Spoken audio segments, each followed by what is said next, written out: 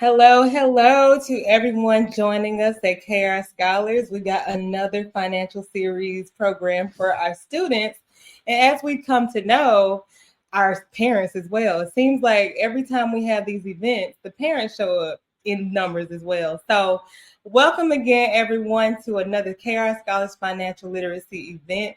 We've got some great content for y'all. We've got a great speaker. We've got some really good collaboration. So before I get started, I'm just going to go ahead and show a little video from KR Scholars, and then I'll kind of go over our mission a little bit.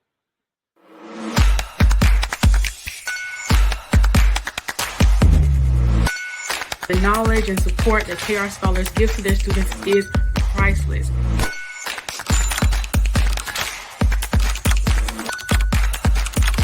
And I am beyond proud to be a part of this year's KR Scholars Winner's Circle. Welcome to the Winner's Circle. So yes, once again, thank y'all so much for joining KR Scholars in our financial literacy series. All right, so just to get started again, a lot of you all know this storyline already, but I'll just tell you again, just in case you don't know. So KR Scholars, of course, was started back in 2020, kind of off the backs of the George Floyd situation. Most of us on the board and the founders themselves, Rufus and Kristen Johnson, who can't be here with us today, but they are watching. They started this themselves, and they, honestly, out of their own pockets. And they decided they wanted to do a scholarship fund specifically for HBCU students. So that is where we are today. Just a little bit about our mission. So, of course, the KR Scholars mission is to empower student success beyond graduation by providing current and future HBCU students with scholarships, financial literacy, and workforce readiness programs. So just from left to right, we've got all of our various programs at the bottom. We got our HBCU Bridge program, which is actually our funnel for high school, middle school, and high school students to get them to go to a HBCU. We've got our HBCU Money Masters program, which is part of this special event that we have today. We got our HBCU Campus to Career, which focuses on skill sets for students, post-graduation, and current graduating students. And then we've got our main scholarship foundation, which is the Dollars for HBCU Scholars. So y'all probably seen that, but that's where we raise a lot of our money. And of course, we're all, grassroots funding. We all do this from our own selves. The board, as well as our founders, we all just do this for the love of HBCUs and the students and the support that we have around it. So that's a little bit about KR Scholars. We give a lot of different scholarships. We've done about 32 scholarships in the past few years, and we've raised over $50,000. So it's a fantastic scholarship. We've done great work. And now it's given us the opportunity to, collaborate with more students, with more schools, with more universities, and with more partnerships. So I just want to acknowledge Truist Bank for being our partner and our sponsor today. They're sponsoring this content. Lakeisha Wilson has dedicated her time to give you students something great to look at today and to ponder on. So I won't take too much of your time anymore. I'm going to transition it over to Shekinah from Benedict College. So Shekinah is going to give us a little bit about Ms. Wilson. Good evening, everyone. I'd like to start off by thanking KR Scholars and Truist Bank for partnering with this sensational side chapter of Alpha Kappa Alpha Sorority Incorporated to bring this event to life. Welcome all attendees and students who have joined us today. My name is Shekinah Washington again. It's a pleasure to introduce you all to our speaker today, Ms. Lakeisha Wilson. So Ms. Lakeisha Wilson is an experienced financial inclusion leader at Truist Bank, where she is dedicated to assisting, educating, and empowering individuals to build their financial confidence. With over 19 years of experience in the banking and financial industry, Lakeisha has worked with a variety of organizations ranging from small startups to major corporations. A native of Virginia Beach, Virginia, Lakeisha furthered her education in Greensboro, North Carolina, where she earned a Bachelor's of Science in Business Administration with a concentration in management from North Carolina Agricultural and Technical State University. Her passion for positively impacting the lives of others greatly influenced her personal, professional, and community involvement.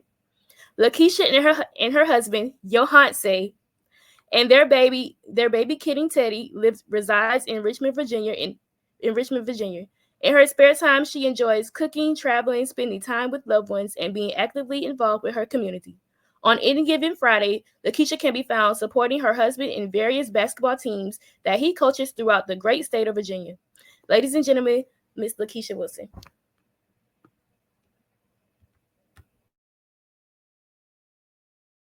Introduction. You know, when you hear someone talking about yourself for a moment, you're like, is that me?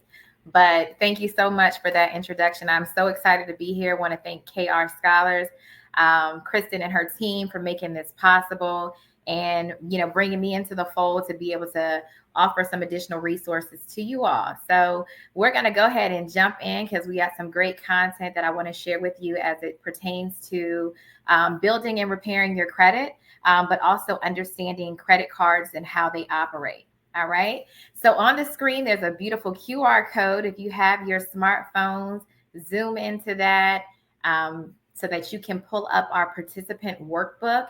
This is more of a guide for you to use as reference point, you know, after today. If you have questions or maybe you can't quite remember something that I spoke about, you have something to go back and reference. Just want to make sure everybody has it. I'm going to hold that up for just another second.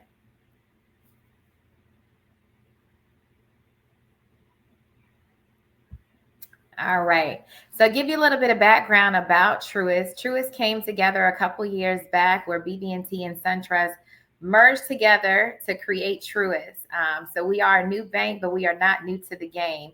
Our purpose is really to inspire and build better lives in communities. And part of how we do that is bringing financial literacy to individuals such as yourself. We recognize that financial literacy is not something that's often taught in the school systems. So it's very imperative that we bring that knowledge to the community so that as you progress through your financial journey, you all are able to make sound decisions based off the information that you know versus having to go out into the world and learn by trial and error.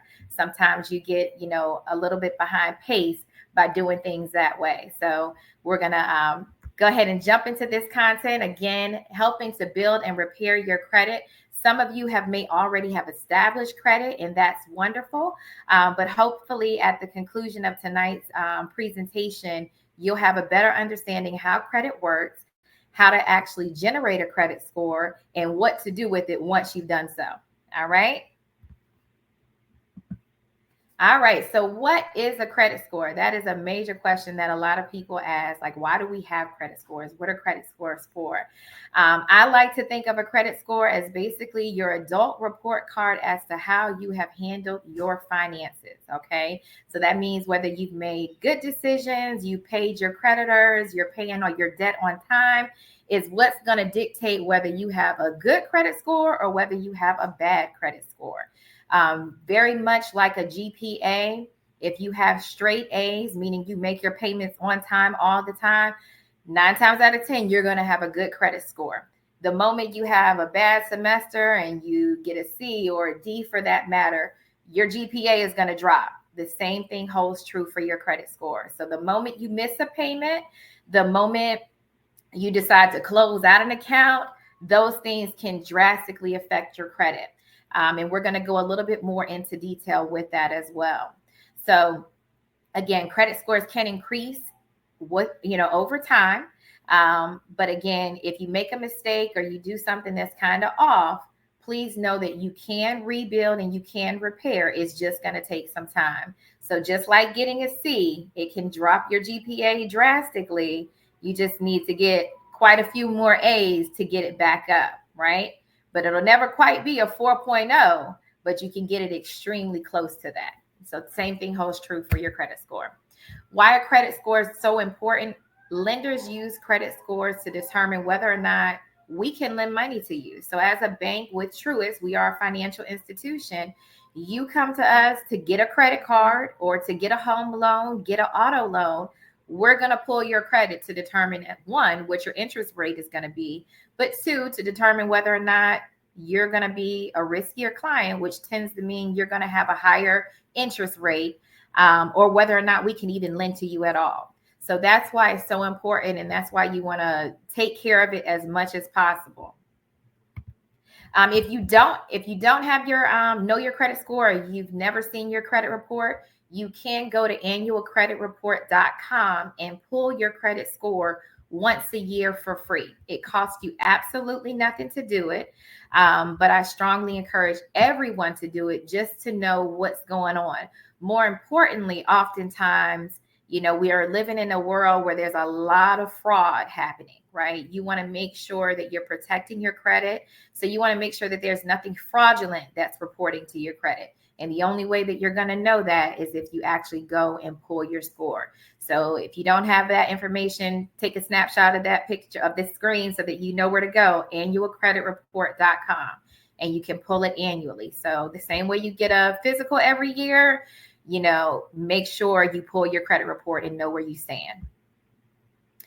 So credit scores, again, we know why they're important, but the number one question that a lot of people tend to ask is, how is it generated? How do we get a credit score? What is the formula? And unfortunately, Google provides us with a lot of information, but this is one thing that I don't care how many times you Google search it, you're not going to find the formula as to how to get a perfect credit score, right? Because it's just not public information. However, what I can tell you is the information that actually represents what makes up your credit score.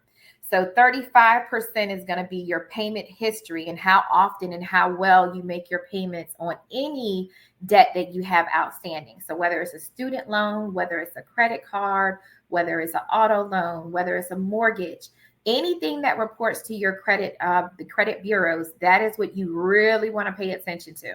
So making sure you're making those payments on time, because 35% of your credit score is made up of just that. 30% are the amounts that's owed. This is particularly important when you're thinking about revolving accounts. And revolving accounts are credit cards. Those are accounts that you can borrow from, pay back, borrow from again. An installment loan is going to be something more like an auto loan or a mortgage loan. You take out one lump sum and you make the same payment every month until it's paid off, but you don't get to borrow from it again. Revolving credit is really what really can push your credit up, but it can also drag it down.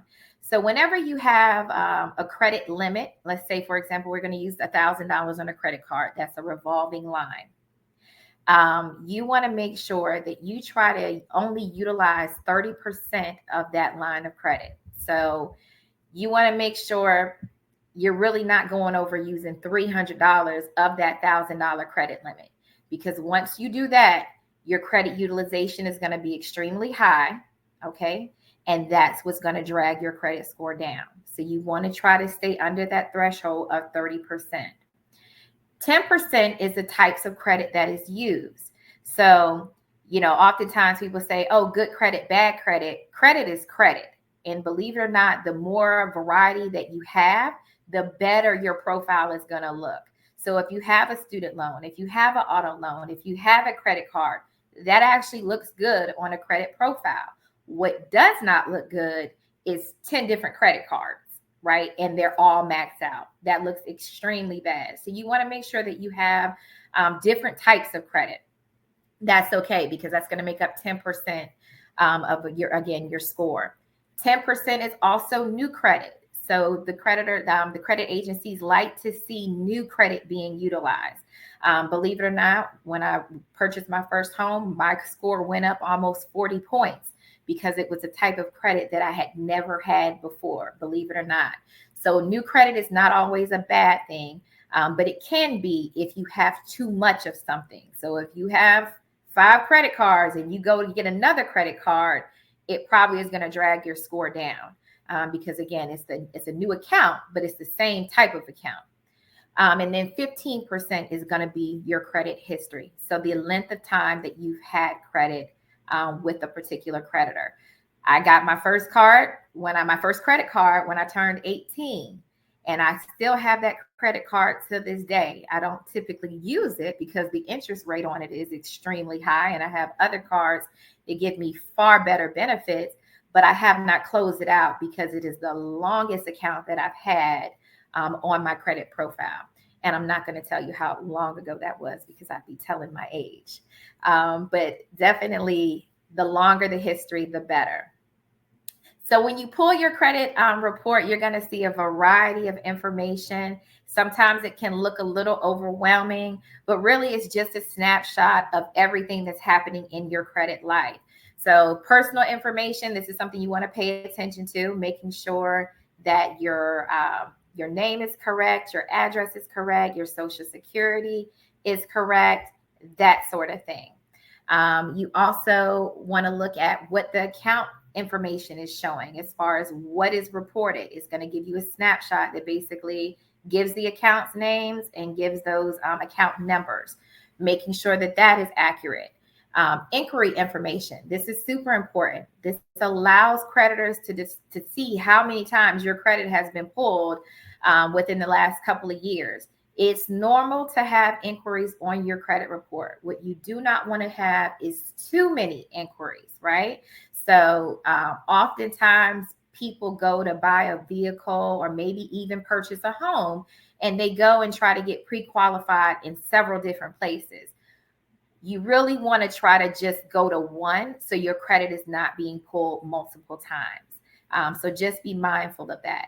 There's things that's considered a soft hit, and there's an inquiry that's considered a hard hit. A soft hit are going to be those things when you get a pre-approval in the mail. So let's say, I'm sure we all have received them. Someone has sent us some information like you've been pre-approved for this credit card for $500. Those are what are considered soft hits, right? Hard hits are when we say we want to sign up for it, and then they go in and they actually pull our credit. So just be mindful of that. The hard hit is really what's going to pull your score down. There's also a section for bankruptcies as well as collections accounts, just to see if any of that information is reported. Oftentimes, when you get to the collections accounts, those sometimes can be things that you have not been paying on a monthly basis, such as a credit card, a mortgage, or auto loan. So if you have outstanding hospital bills, if you have a T-Mobile account that you never paid and you've moved on to Verizon, those type of things could show up on your credit report in collections if they're unresolved matters. So just be mindful of that. As we think about credit, again, this is just a snapshot of those things in a more detailed format. We want to think about ways that we can actually utilize credit. So let's talk about credit cards for just a moment. There's a number of different credit cards that you can utilize. And honestly, I can't say that there's one that's better than another. You honestly have to look at what works best for you and your current situation. So there's traditional credit cards. That's basically when you go in and you apply for a credit card and they're going to give you a certain amount to borrow and you get approved. It's a traditional credit card. Sometimes when you're first starting out and you don't have a credit profile, you're not going to qualify for a traditional account. So there's an alternative, which is called secured credit cards. Secured credit cards allow you to basically put up a certain amount of money into a savings account.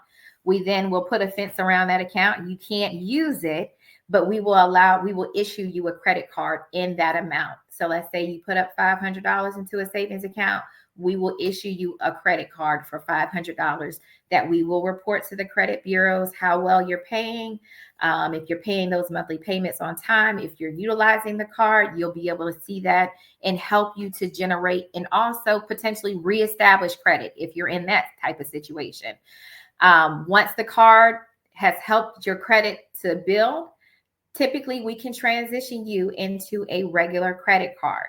All right. And this is just when I say we, I'm talking about any financial institution, not just Truist. But you can typically be moved into a regular traditional card. And what we would do is pay that card off. That $500 is what we could use as collateral. So in the event you decide not to pay the card on time, or you just decide to just relinquish responsibility, we have money to pay the card off. And that is what those funds would be used for. So, but if you pay everything on time, at the end, we will again, close out the account and issue you a $500 check with your funds. So again, a great way to reestablish credit and also build credit if you're in a place where you can't get approved for a traditional credit card. The next type of cards I want to talk about are basically credit reward accounts. So oftentimes credit cards are coming with some type of rewards these days. So it could be cash back, it could be travel points, but whatever it is, if it's something out there, you want to make sure you're getting the most for your money. Banks are not paying an astronomical amount these days for savings or even CDs. So you have to think of an alternative ways to try to make money. And believe it or not, using your credit card, if you're getting cash rewards, this may be the way to do it. So now different companies allow for different things. And this is why you kind of have to shop to figure out what works for you. But oftentimes you can get cash back for every dollar that you spend. You may get an extra percentage on the amount of if it's groceries or if it's gas that you're paying for using your credit card. So just be mindful of those things, because those are the things that you want to capitalize on, so that, again, you can get the most for your money. If you're going to use it, you're going to utilize it for spending, make sure you're getting the most for your money. Some things that you want to do to help you, again, establish and reestablish. We talked about secured, getting a copy of your credit report. This is super important because, again, you do want to make sure you're disputing inaccuracies that may be reporting. But again, just being knowledgeable of what actually is reporting to the different agencies.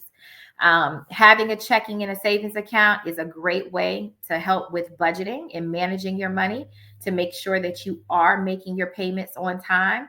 If you have a bank account and you have your credit card with the same financial institution, you usually can go right in and transfer money from one account to another to make the payments, and you don't have to even go to a third party.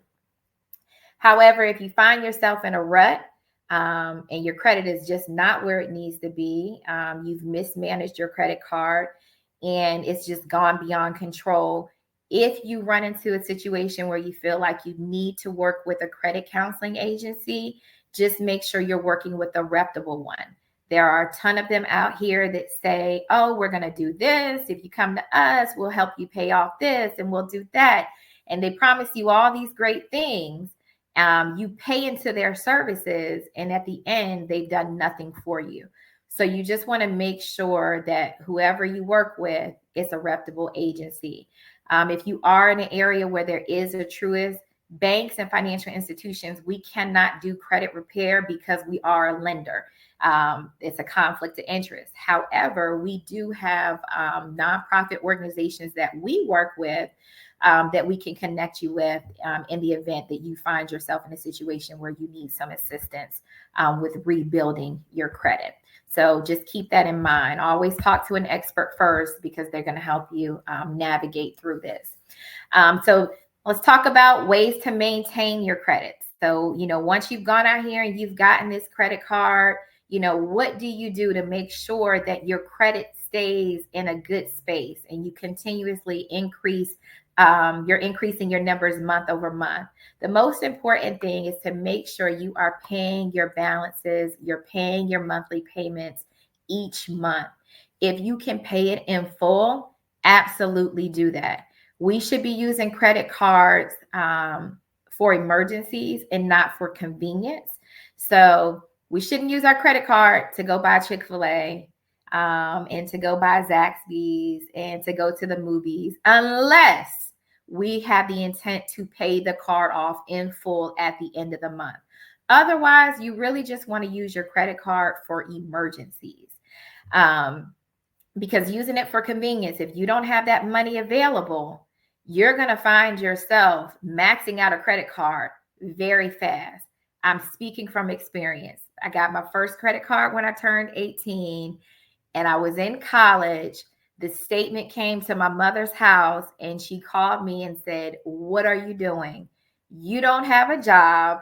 How are you going to pay this?" And in my brain, I'm just thinking, well, they approved me for it, so it should be okay. No. If I didn't have a nosy mother, I thank her for this, right? That went in my mail and saw that I had this credit card, like I could have been in a world of trouble, because that bill, that statement would have came and I had no way of paying it. You know, I was getting a little bit of money from my work study, but not enough money to be able to pay credit card bills. So just make sure that if you are signing up for a credit card, you are financially prepared, meaning you have income that is going to allow you to make those monthly payments. And again, use it for emergencies and not for convenience.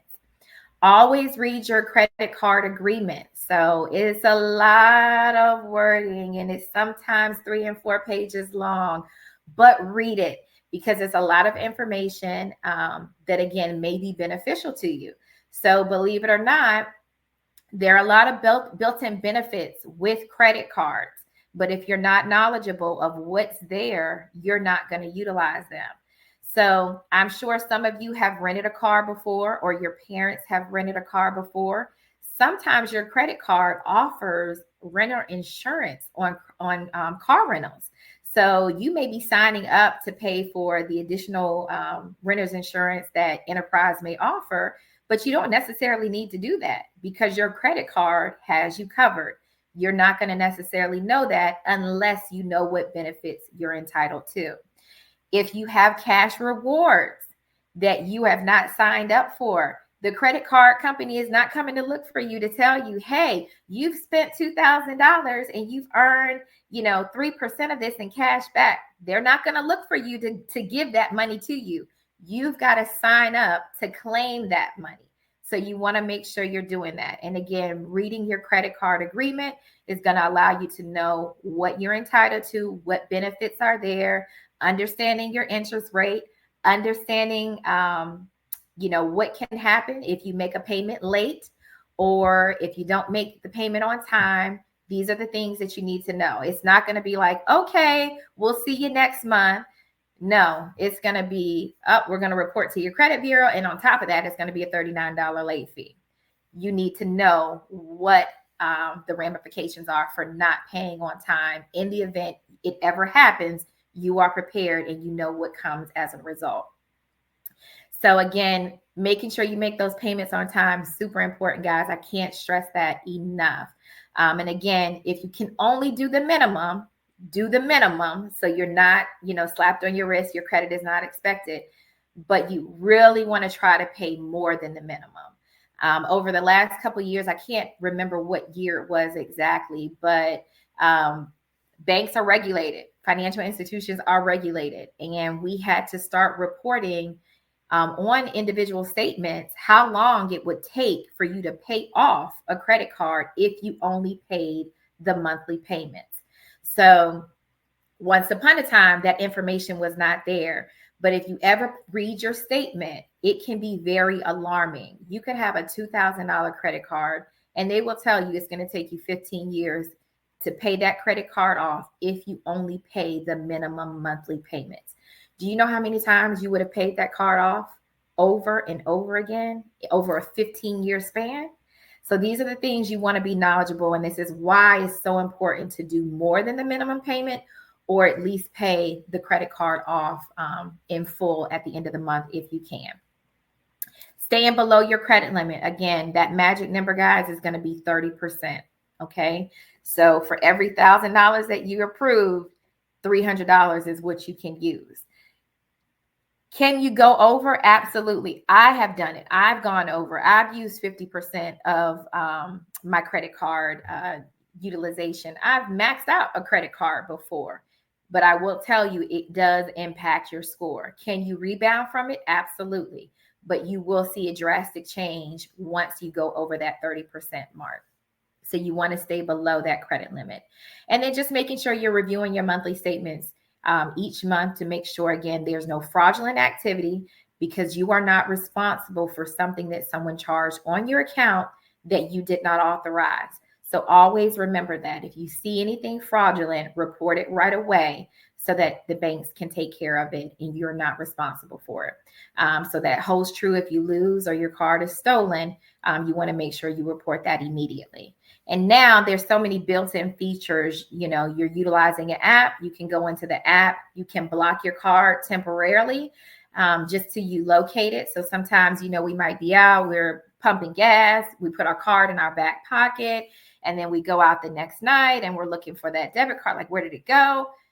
You don't necessarily want to block the whole or cancel the card. Give yourself an opportunity to look for it. You can just put a temporary block before you fully cancel it, but it just limits the amount of exposure that's out there for someone else to potentially use the account without your authorization.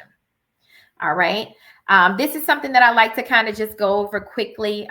If you find yourself in a situation where you have too much debt or you have too many credit cards that are out there, there is a way that you can get things back under control. And this is what we call controlling our debt. In the banking world, we refer to it as the snowball effect. You basically list all of your debts in order from smallest to largest. It kind of sounds odd, but the smallest to largest, and you make the monthly payments on each of them.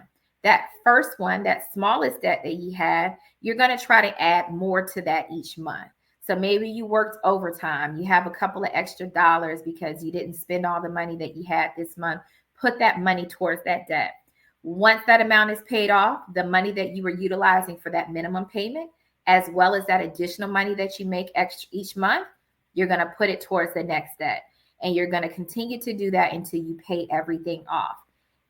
Does it work? It absolutely works. I'm actually utilizing this method now on a couple of things. But it does take time. It's not going to happen overnight. It's not going to happen probably in 2 or 3 months. But if you just stick to it, it will work and you'll see your credit score soar. So just try to focus on doing that. This is kind of a live example of what that would look like. Again, we've listed them from smallest to largest. We're going to pay on this $1,500 card. You're going to pay monthly payments on everything, the minimum on everything. But this card, you're going to try to do more towards each month. Once this is wiped out, we're going to move on to the next one. Again, still making minimum monthly payments, but adding a little extra to this. And then once you pay this one off, you'll move on to this one, which is a $3,000 car loan. Same thing, pay it off. But in this situation, once you paid off all of these three, now you're debt free. And you want to try to stay that way as for as long as possible. All right. And once you become debt free or you just pay your debt down to a point where you're not really living paycheck to paycheck and you have some air to breathe, you're going to have an increased amount of financial security, right? Your credit score is going to soar. So when you do go out here to get lending, you're going to get favorable terms. You're going to get low interest rates. And that's what you want. Because you're going to really be able to enjoy life more, knowing that, hey, when you walk into the bank and you need something, you can get approved. It reduces your stress levels, again, because one, you're not owing everybody and you're not, again, trying to rob Peter to pay Paul. You can move forward through life fluidly and know, again, that you're in a comfortable space. Ultimately, it's going to improve your credit score. And in the long term, you're going to own your assets. So you pay off your car, and you pay off your mortgage. Those are assets that you now own, and you can leverage those things to do other things with in life. So that's just amazing. Here is a live example of what it looks like for someone with a really good credit score and someone with a not so great credit score. I like to show this just to show you the vast difference of what really taking care of your credit can look like for you. So in this scenario, we have Alex and Jordan. They are both purchasing the same vehicle, all right? So for kicks and giggles, we're going to say it's a Honda Accord. They are both purchasing a Honda Accord. Alex has a credit score of a 720, which is extremely good. He's getting an interest rate of 4%.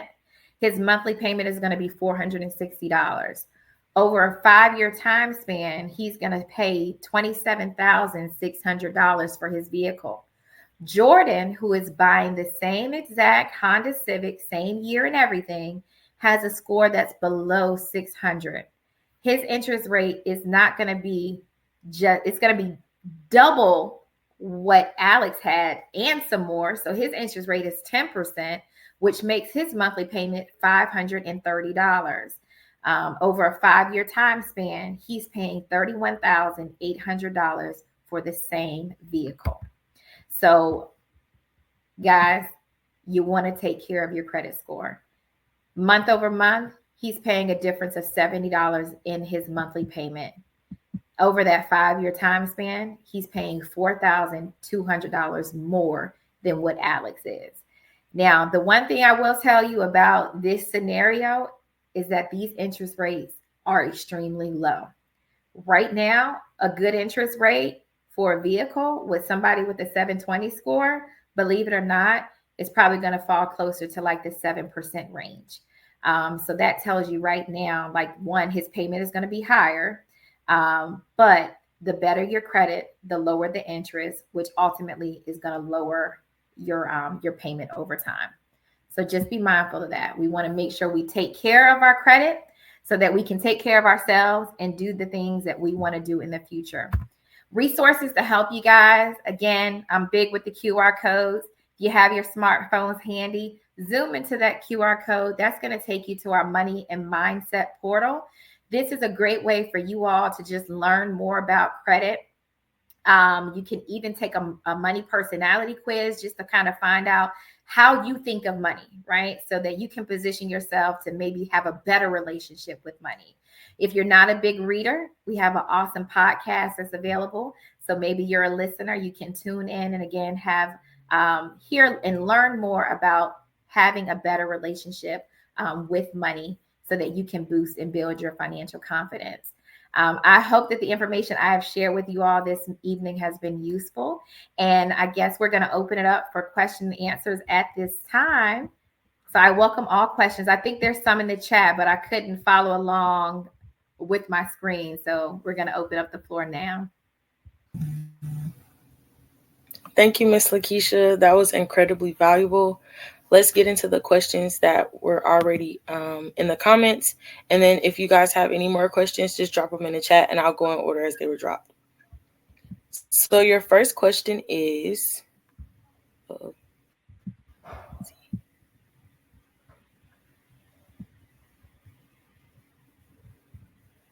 does your credit automatically lower if you go above the 30%?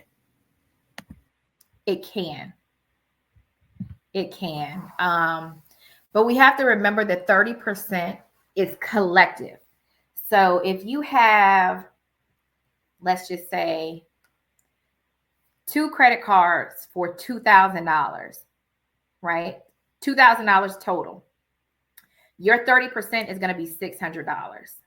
That's the max you want to spend collectively between the 2 cards.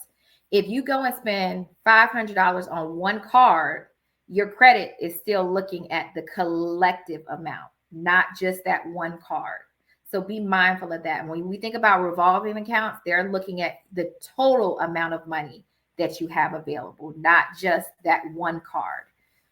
So, but if you go over 30%, it will drive your score down.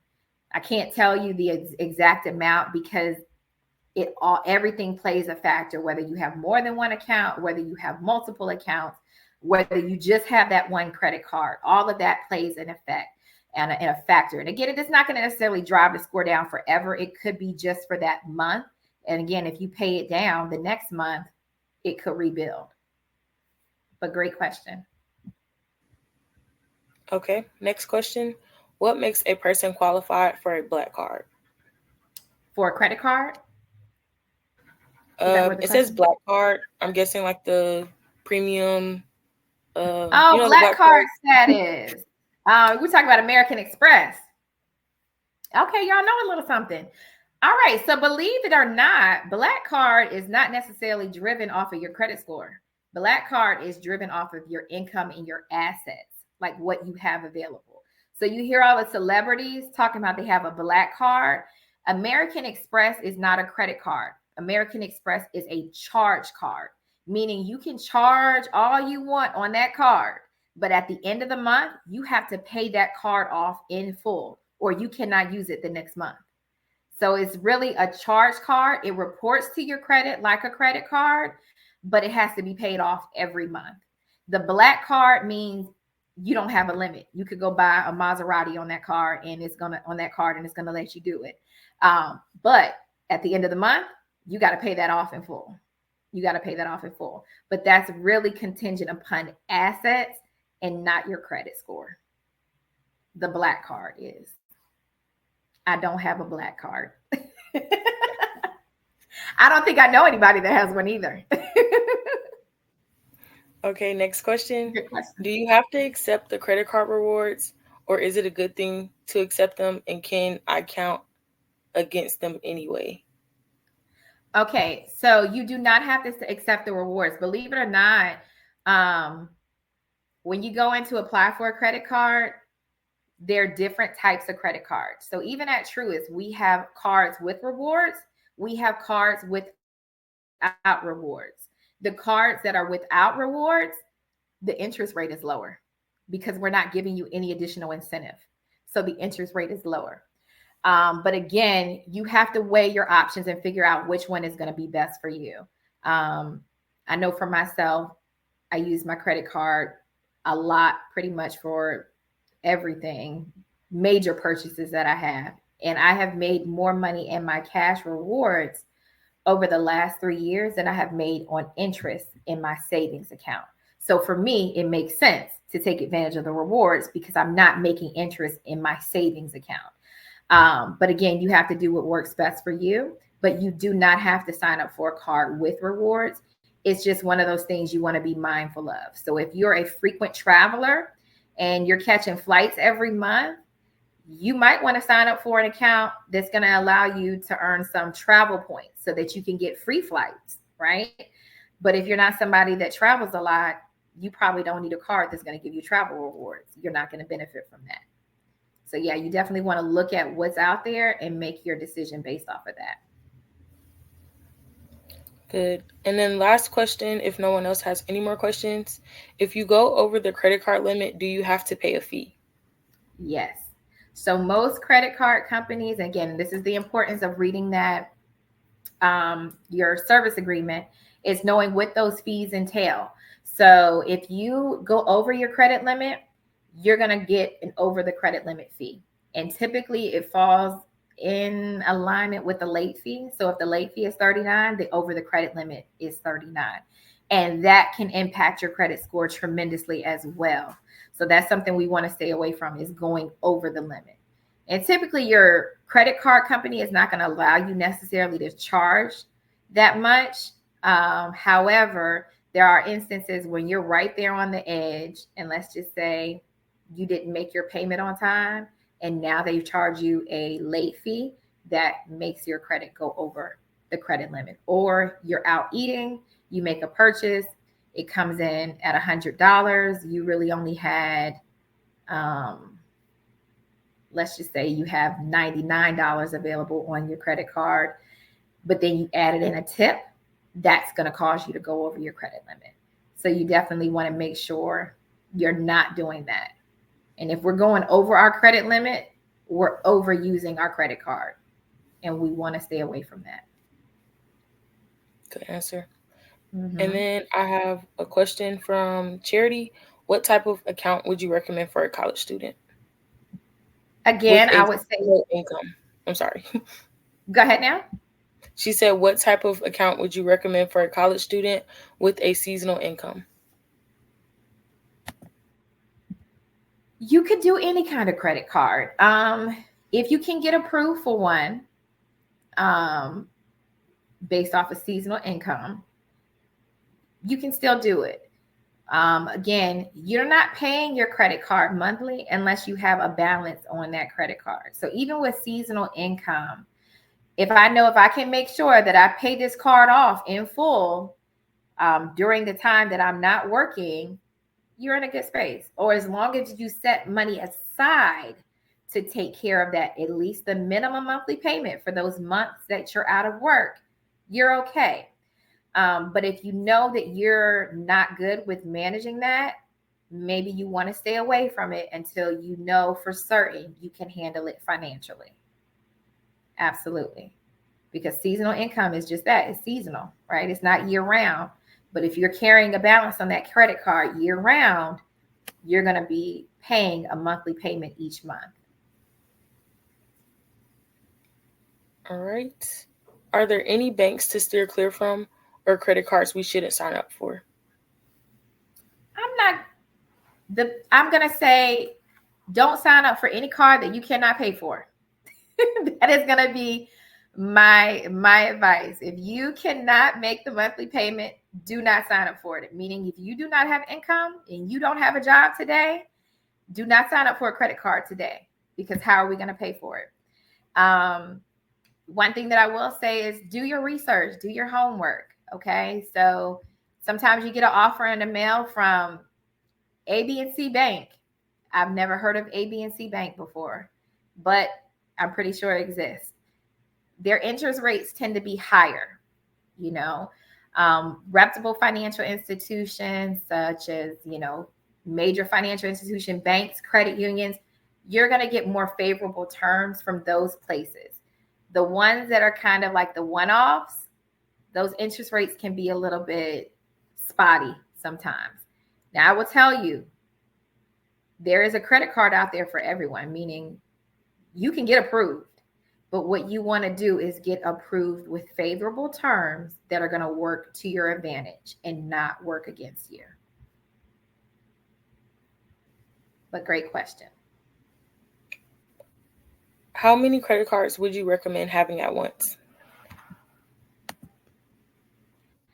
To be honest with you, if we're all in college, and I think there's some parents on the line, in college, you really only need one, because you really should just be utilizing it for emergencies.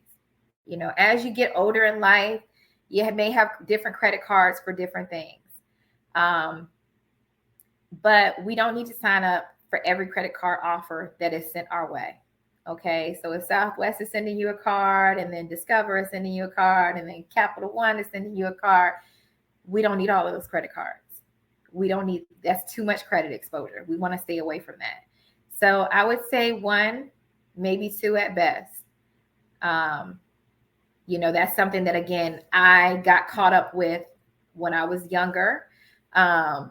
Store cards, you know, like Express. I shopped in Express a lot when I was in college. So it was like, you know, I'm in there almost every month. They're like, oh, you need to get a credit card. We're going to give you 10% off, and sign me up. You've been pre-approved. Sign me up. Again, got in trouble. Stay away from it. Don't do it. Don't do it. You don't need a credit card, because the thing about Express credit card or store credit cards, a lot of times you can only use them in those stores. You can't use them anywhere else, right? So how does having a store card benefit me if I'm in an emergency? I have a flat tire. I need to replace my tire. I can't go pull that Express credit card out. It's only going to work in Express. So making sure, again, that the card aligns with what it is that you're trying to do, and you're not overexposing yourself. So I'm going to say one at the age when you're in college. And then as you progress through life, you know, based off of your income and your finances, 2, maybe 3 at best. Okay. And this is kind of a follow-up question. Are there any consequences for having too many credit cards? And does it ruin your credit to shut down a credit card? Okay. So consequences for having too many credit cards. Again, as long as you can make those monthly payments, it's not, your credit is going to build off of that, because that, again, that's what's generating your credit. Too many credit cards is when you're overconsumed and basically you're at capacity every month. If as soon as your paycheck comes in, you're paying it out to everyone and you're just paying minimum payments, you're at capacity. You want to stay away from that. It's also something to be mindful of. You know, credit cards are just one aspect of your credit. As you progress through life, there are going to be things that you have to pay for that you absolutely have to finance. You just don't have $400,000 sitting in the bank to purchase a home. You have to finance that. And if you have too many credit cards out there, the bank may still approve you, but they're going to approve you for a lower approval amount. So You may want a $400,000 home. You may only qualify for a $200,000 loan. So you want to be mindful of that. You do not want to have too much debt out there that's going to count against you when you're trying to make larger purchases. All right. I believe the next question is, does it ruin your credit to shut down a card? It doesn't ruin your credit, but it is going to drop your credit score. I just experienced this recently. And again, working in the financial world, I knew this, but it was just not, it wasn't really something that I was paying. It actually happened to me twice this year. One time, when one was beyond my control, my student loans were sold to another company. They were sold to another company. So the company that they were with, it went to a zero balance and that account shut out. When that account closed, it was a negative impact on my credit. The second time was just recently. I paid off a car. I'm thinking to myself, woo, no car payment. Yeah, party over here. I get an alert that says, did you close out this account? Check your credit today to make sure. I'm like, what are they talking about? What account did I close? And I'm like, oh yeah. And I looked at my score. It dropped my score 20 points for paying off a car loan. You think that, oh, this is a good thing. And to be honest with you, next month it will probably rebound. But that is the impact that closing an account can do to your credit. It will rebound, but it takes a month or two. It's a bad situation for somebody. Like, say I'm trying to go finance another car now. My rate is probably going to be higher because my score is a little bit lower than what it was just 30 days ago. So in that retrospect, if you're not looking to do anything, you can close out a card. But I just wouldn't get in the habit of closing out all cards. Typically, if you pay them off, I would just leave them sitting out there until, if the creditor decides to close them, let them close them. But I wouldn't go in and close out all 5 cards all at one time, because yes, it's going to impact your score tremendously and not in a positive light. All right. That was the last of the questions in the comments. If anyone has any other questions, please drop them now. We are doing the giveaway now as well. So, well, I'll ask the question, and the first person to drop the answer in the chat will win our cash prize. So I'll ask the question twice. Which factor makes up the largest percentage of a credit score? And what also is the percentage? Oh, we have a comment.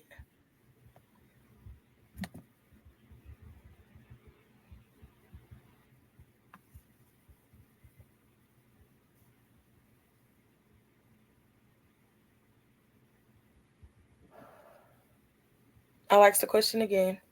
Which factor makes up the largest percentage of your credit score, and what is the percentage? Okay, we got our first answer.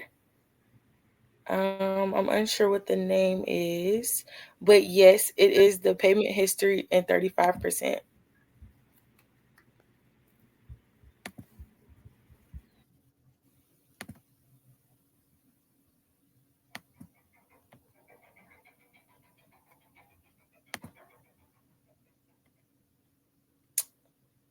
All right. It looks like we got our answer. So Shekinah, thank you so much. If you could send your either drop your Cash App in the comments, or you can send it to krscholars@info.com. I will put that in the chat. So just a little housekeeping before I try to wrap up and give our thank you to everyone. I need everybody to do me a favor and fill out this Survey Monkey. If y'all get a chance, we just want some feedback for y'all. So if y'all get a chance, just fill that out so we can, improve this program, get you more information. If there's anything we didn't answer that couldn't be exposed, let us know, and we'll get that answer for you, or we'll, make any changes that we can, because again, KR Scholars is here for y'all, and we're going to do exactly what it takes to get all of us to a financially well place. Thank you again so much, Ms. Lakeisha, for that. Ms. Lakeisha, that was fantastic, a fantastic presentation. I mean, even me hearing it again, I had something similar happen the same way. Something happens when you do make some money for yourself and you do well and you get a really big head. And sometimes you will know all these things and still make a really poor decision that can affect your credit. So thank you so much for sharing not only your knowledge, but your own personal experiences, because that's exactly what a lot of these students are going to need moving forward. We expect that they're going to go off and make all the money they need and are going to be very successful. But to remain successful, you have to be financially wealthy and healthy. So again, I want to thank so much for Truist for sponsoring this event. We want to thank Ms. Lakeisha for your insights. We'd love to acknowledge the AKAs at Benedict for their support. And we want to encourage y'all to attend more and more and more KR Scholar events. Follow us on all the accounts, social media, Instagram, Facebook, everywhere. We promote all the things. We let y'all know where it is. Again, we're so grateful that y'all joined us. We want to see y'all at the next things. Don't forget about our scholarship and please apply when it comes out. And I want to thank y'all again because we are out of time. So thank you so much again for everything you've done, Ms. Lakeisha. We're so happy for you. Thank you, Nadia. Thank you, Shekinah, so much for your time and efforts. And again, complete that survey for an opportunity to win another prize. Thank y'all so much.